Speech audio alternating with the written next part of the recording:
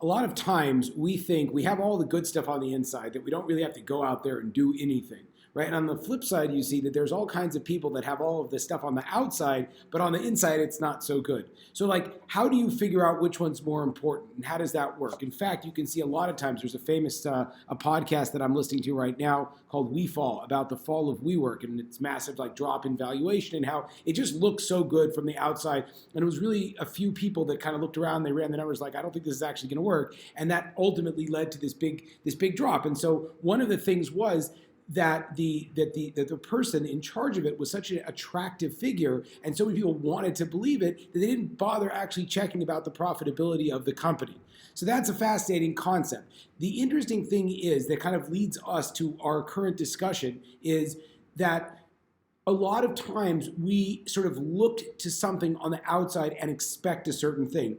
And on the inside, sometimes we think that maybe we aren't who we have to be in order to step up to the plate. That's such a massive concept, this idea of the imposter syndrome. And interestingly enough, in Parsha Tetzaveh, this week's Parsha, it actually addresses both. So we know, first and foremost, to be of the, to be a Kohen, to be the high priest, you do have to have a certain lineage, and there is certainly in the beginning of Jewish history, and really there's a high expectation that a person has to have an incredible amount of spiritual capacity also. So you can't just like show up there and think you're a big deal. You actually have to work on yourself. But that being said, a lot of times there's all these garments that the priest wears, and they have to put this, the high priest wears, they put it on themselves to step into that role. And so it's a tremendous vote of confidence ultimately in ourselves, is that if you think about it like, do I deserve, so to speak, could I ever step up to be the high priest? And the answer is like, well, possibly not. But if you do the inner work,